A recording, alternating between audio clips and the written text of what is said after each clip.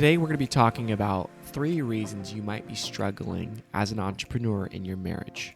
The first one is that you lack transitions. And so here's what we mean by that. When you are an entrepreneur, especially if you're in business together, you guys probably often do a lot of work on the couch or maybe in your bedroom, or you're responding to texts and emails, and you fail to transition from one role to the next. Right. This is something that I've worked with a lot of clients on. What people find is that they go straight from work, they drive home, and then they go straight into chaos sometimes, right? Like, could you please do this and that, right? And the kids are running around, and it just overwhelms them because they hadn't transitioned from I have all this business stuff to do or still to do, right? Mm-hmm. And then they get just, hit in the face with all the other like daddy issues or daddy, do this and that. So it's very difficult for them, and they become frustrated or angry or just off. And that's the case even if you are working outside the home. We're talking about someone coming home and then having that physical transition of going from work to car to home. Right. But it's even more challenging when you are working from home and you don't Right. have that physical space to transition. Right. And so what we want to do is focus on that transition. Where do you transition from I'm going to work on my business, then I'm going to take the hat off and now put on daddy or spouse hat?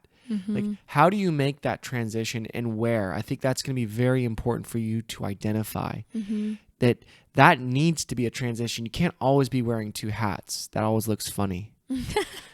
So we certainly have not done an epic job of this, but some things that have helped us, we'll share that with you. One thing is the physical space. So we each have a physical space that's our office space. Now, is it joint space with other parts of the house? Yes, it is, especially during COVID when we transitioned out of our office space that we had outside the home in a commercial office space. And we came into the home, we had to create office space where we could transition and we weren't thinking of work always when we were in the living room or our bedroom. So in the piano room where there's like a couch to sit when we have parties and whatnot, there's a piano and then there's a computer, and that's Adam's office. And then I transitioned part of one of our kiddos' rooms into my office because he doesn't play in there. He sleeps in there. But I also have my office space in there. But it's completely separate from where we do most of our other home stuff, where we transition from I'm working to now I'm at home. Right. That's where we work. Then the next thing that we need to focus though on this idea of transitions is, okay, but do you carry your work with you? So since we have these wonderful gems, phones, we can return emails, we can return client calls or texts, we can stay connected with our work wherever we are. And that's not always healthy. Right. So where is your safe place? Where do you guys communicate? And where is a safe place or a way of transitioning from, again, spouse to work? So one place that we've really worked on trying to nail down as a safe space is, if one of us is driving the Jeep, to church or to a business meeting or whatever else, that there has to be communication. If the other person's going to get on their phone and essentially leave, because a lot of times when someone gets sucked in their phone, they're leaving the conversation. They're leaving presence. So we normally try to get hey, baby, would you mind if I returned this or did that or made this video? Sure. And then the other person who's driving could be like, yeah, we could be on board with that and do that together. Yep. So that's the key here is communication, because there will be times when you do need to work outside of your typical workspace or your work hours, especially as entrepreneurs or people in ministry. Same goes for, for both. We view business and ministry as one and the same. So whether you're a minister or an entrepreneur or both, you're going to face this challenge of needing to work or do ministry outside of your typical hours or your typical place. And that's okay if you're communicating about it ahead of time. That's something I've had to personally work on when Adam's driving, is letting him know and checking in with him. Like, are you good to go? Are we on the same page that, I'm going to be returning these emails? Another thing that's been a gem for us is when you're at that stage in your business, is hiring somebody to help out with some of those tasks that tend to take over outside of business hours. This has been amazing. Just checking if this is on. It's like, what are you doing? A mic check in the middle of a video? No, seriously, this has been hiring and finding people that want to link arms with us. Yes. And work toward the vision that we have. It's really been amazing. I would recommend doing that sooner than you think you need to. Yeah. Because I think we thought we had it down until we didn't. Yes. Then we're like, we need help. And so that happened for the first time a couple years ago, where we hired admin staff and graphic design and podcast editors. And then we just now hired an assistant to or hiring this week, an assistant to our project manager and program director. So it's such a blessing to be able to do that. And of course, you have to manage that in stages with the growth of your business. But if you think you might need it and you think you might be ready, you probably are, because it's usually sooner than you actually would decide to do it. It's relinquishing the reins of that, because you're used to the way you do things, but getting someone to help out with some of those ancillary tasks that further the vision of what you're doing, but you don't necessarily have to be the one doing them. And this goes for ministry and for business. Totally. I think they go hand in hand here. Yes. Is kind of knowing your limits. Remembering you're not Jesus and you don't work miracles at midnight. Yes. So just remember those, or at least look for the transitions. One more item too that's specific to our field regarding transitions, but I think could be helpful even if you're not in our field, is progress notes. So that's one thing we have to do. It's an ethically mandated thing to do as part of best practice in when you're doing clinical work, is to have a chart for each client and you keep progress notes. And that is not only something that we do because it's part of our field or best practice, but it also helps us psychologically transition. So it's known, brain science has showed that if you have a lot of things open, so like you have a whole bunch of books open at the same time, your brain does not know how very well to put it down or to close that for later, because it doesn't trust that you'll be able to find your place, kind of using that illustration. So as best we can, it's good to start closing as many things as we can so that we can have closure. Because if we have too many things open, you start to have anxiety that you're not going to be able to meet all the demands or remember all these things. So we highly recommend writing things down. Yes. On paper, if you can, it's even better. Then your brain can literally say, oh, it's down, so I don't need to remember it. And, it's interesting the way that God will quicken your mind supernaturally when you're praying for somebody, if this is a ministerial thing or even a business as ministry or business as mission concept. But, to talk about it in terms of transition, when we finish with a client, we make those progress notes. We close that book, as Adam is metaphorically saying, and then even though that's off my mind and I can transition into like wife and mommy and doing the house stuff and whatever else we're doing for the day, when we're in prayer, God will still quicken us to think about that person. We don't have to be thinking about them 24/7 in order to still have them on our hearts and in prayer. And for those carrying heavy loads, that I would really recommend this practice. So many people have asked us, how do you see client after client after client and deal with some heavy stuff? I mean, Can't go into all of the difficult situations that we get into as human beings or have things done to us. It's very heavy. Yeah. But with some of these practices that we're talking about, it's manageable because you're essentially kind of sometimes giving it to God. Yes. Like you do your best work with that person. And then it's not yours to carry into your marriage or into your family time.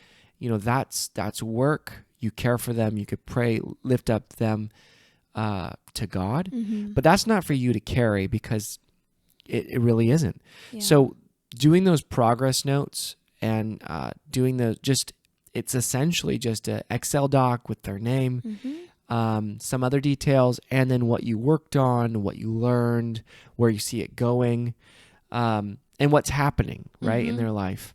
Yeah. And the big details that you want to remember. It doesn't take very long, but man, if you're in a situation that you're holding a lot of people, holding their situation, maybe in your care, it would be a very good idea to have these certain situations and how you're treating them and what is your idea and way of approach for them. Yes. That way you could close that book in your mind. The second challenge that entrepreneurs face is not recognizing their best yes. And this goes for people in ministry, leaders, but it's when you don't recognize what to say yes to, what would be the best yes, because there's so many options. There's so many things that are saying, do me. And you're like, oh, I could say yes to you. I could say yes to this. I could say yes to that. And they're all good things. But what is your best yes for what God has called you to do in this season? And sometimes your best yes is not toward the business or ministry. Sometimes your best yes for that day or that hour is toward your spouse. That's good. Preach. It's true. And It's very difficult, I think, for some people to determine, because I feel like some people think that God's work is church work, or, I need to be here and do this. But your first priority is to your spouse and your family. Are they getting enough attention that they don't feel like you're absent? Yes. That's going to do so much harm later on down the road. That we need to be stewards of our own health and stewards of our spouse and stewards of our family. Right. And then when we have left over that energy, then we invest into the kingdom. Right. But our first priority is to our spouse. And we are investing into the kingdom when we connect with God first, then our spouse, and then our family. Relationship with God, our spouse, our family, and then our church or ministry. So remember, you're not God. You can't do everything. So you have to protect the time that you have. And this is a difficult balance to walk. I think there was a time in our life where we were doing a lot in church. Lots and lots and lots. Well, not just in church. It was lots in church, in school, at work. We were working 5 jobs between the two of us and played many, many roles, wore many, many hats at church. Youth pastor, media, and Sunday school teacher, music, all of the above. And then on top of that, we're trying to maintain our marriage. And it was kind of in that order. And so whatever was left. Yeah. And so really think about, what is my best yes? And when you save your best yes for the things that God has called you to do in this season, you allow other people to save their best yes for some of those things that you might have been taking away from them. Right. Because when we finally got this, we started trying to train people instead of doing it all our own. We could do it really good. And yes, the quality of some of the things that we could do went down when we were training, but now walking away from it, they've become so much, more capable working in their gifts. Yeah. So essentially, when you're standing in front of someone else's priority or best yes, you're really depriving them. Yeah. It's depriving you and your marriage and all the other things, but also depriving other people from what they could do really, really good at. And I think that's the difficult part, that fear that we have. If I step away from this, bad things are going to happen. But oftentimes, yeah, they might happen not to your standard for a while, but ultimately everything will get better when you have better energy. Yes. And your marriage is being taken care of and you feel it's in a good place and you're not running from it. And your family is well taken care of and you guys are operating in your gifts. Man, amazing things can happen. If you've been connected with us for some time, you know that we recommend Lisa Turker's on this book, The Best Yes. Yep. And so if you haven't read it or listened to it or heard about it, we recommend getting that book. That would be a good resource for you. Yes, because we're huge proponents of being wholeheartedly 100% devoted to what God has called you to do, your ministry, your purpose, but not at the detriment of your marriage and your family and your personal relationship with God. Amen. The third challenge that entrepreneurs and ministers face in their marriage often is that they fail to schedule and specify. Hear us right now, and on a very practical level, your ministry and business will not thrive if you do not use a schedule. Whether you meet one-on-one with clients and have scheduled meetings that you actually need to put on a calendar, or if a lot of your work just happens behind the scenes, you still need to schedule that out in order to thrive in body, mind, and spirit and in your marriage. Here's a bold recommendation that we're going to make. You need one date night per week. A lot of leaders who we tell that to, and this comes from a lot of experience and from studies that have been done on this topic. A lot of leaders have a hard time doing that because they see everything else as being so much more important than them going and having fun. Right. But there's much more going on than just you having fun. It's you reconnecting, you ministering to your spouse. Yes. And also, if you guys are on that same wavelength, working toward the same goal, you're much more powerful. One will put 1,000 to flight, 2, 10. But if you guys haven't connected in a long time, do you need to kind of reorient or recalibrate, you know? So the other part of this, we said scheduling, but also people fail to specify. And what we mean by that is it kind of goes back to transitions in a way that when you are with your spouse on a date night, on a drive, on a hike, specify what you are going to talk about. One of you could want to be talking about your sex life and the other one's trying to talk about these beautiful business plans and ideas and vision.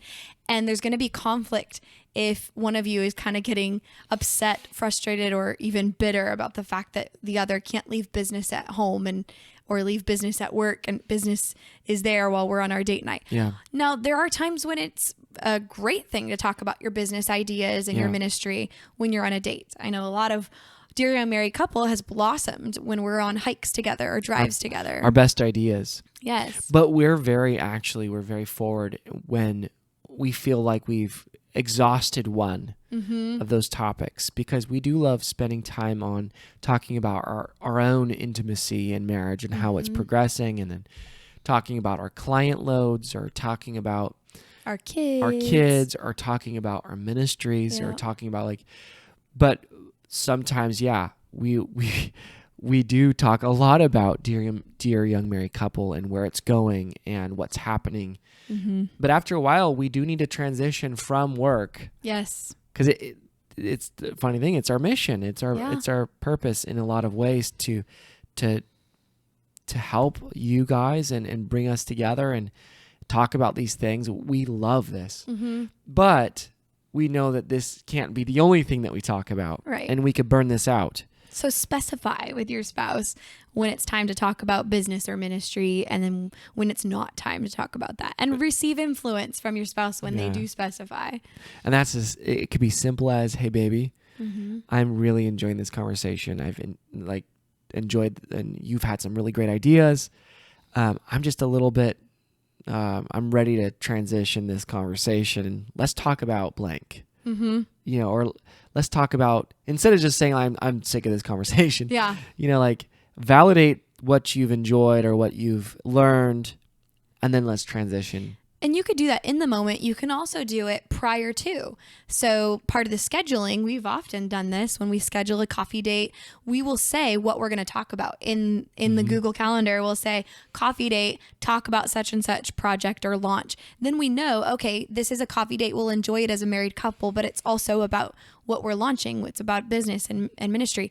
Or you could say coffee date, talk about our sex life. Coffee date, talk about the kids' preschool plans. Like, so we know what we're talking about on that date. Right.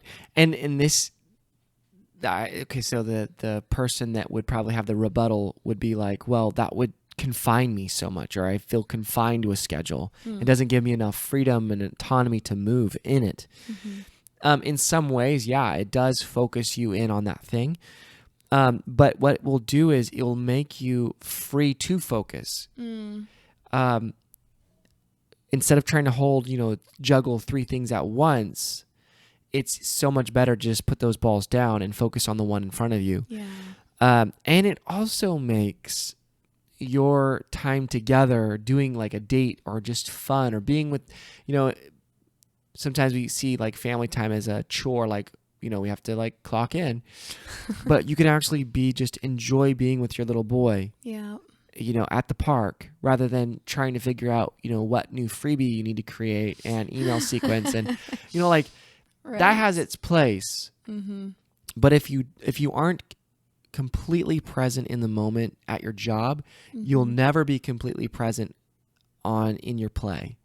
So if you specify, like we're saying, you could be completely present, 100% into that deep work, and then transition, knowing you transition, Yes. and have that 100% play and just be there. And I think that's what your kids and your spouse would just love. One of the ways that we've accomplished this to an extent, we're still working on it, but is we schedule and specify certain days of the week that are designated for certain family activities or business activities. So like, for instance, we see clients on Tuesdays and Wednesdays. We do projects and monthly live date night and travel on Fridays. But on Mondays and Thursdays, at least right now, until preschool starts in the fall, Mondays and Thursdays are our family days. Other than nap time, we get to specify if that's going to be a date for us or if that's going to be, working on dissertation or school or going to the gym or whatever. But other than nap time, Mondays and Thursdays are our family time. And so that's where we're supposed to be off for the most part and doing park days and going to the car wash together and getting smoothies. And so if it works for you, it may not be the same days of the week, but specify certain days or certain blocks of time that are designated for family time or couple time. So I hope this gives you some good things to talk about and think about. So remember transitions. Maybe put physical reminders in those transition spaces to help you remember to take those hats off. The second thing would be to determine your priorities. Where are you spending your time? Your best yes. And do that ahead of time. Yes. What things you commit to, do them 100%. And if you can't give it 100%, don't commit to it. And then the last thing is schedule it and be specific with your scheduling. So we are going to be diving into a lot of stuff that has to do with not just entrepreneurship, but about money, about finances, about stewardship at our monthly live date night coming up on June 26th. This is going to be a special monthly live date night because it's called our $1 date night. And we want you to be there. That's why we've made it $1. The barrier to entry is very, very low on purpose because we want as many people as possible to come join our community of couples that meets every month to really dive into topics that our marriage needs, whether it's sex and intimacy, communication, how to argue well, and in this case, finances. We're going to talk all things money and your marriage. And we set that bar so low because we know that if you can get a taste of how good this is, you'll want to stick around. And you can always cancel the membership whenever after your $1 date night. If you're like, hey, these people don't know anything. We get it. But if you stick around, I think you'll find a lot of benefit for being in the group. It's not a massive group, but it is growing. And it's really wonderful to watch people growing all around us. Yeah. And we're feeding off of them, and they're feeding off us. And they're all getting to know each other and like help each other out. It's when collaborative. People have questions. I love it. I love how people are like, how many of you have, littles? How many of you have infants or toddlers? And what have you done in this case when such and such happens? And people are getting like advice from each other, not just us presenting. Yeah. So it's really neat to watch that community formation occur. Greatness never happens in isolation. That's right. So come join us. The link is in the show notes and the description. So, and if you like this video, please like and subscribe if you're not already. And if you are listening on podcasts, you can leave a review. And to specify the date, because I don't think we included it for monthly live date night, it's Friday, June 25th at 5 p.m. Pacific time. If you can't join us live, definitely join us as for a replay. You'll get access to all the prior monthly live date nights as well. So it's a sweet deal. You can't pass it up. We'd love to see you there.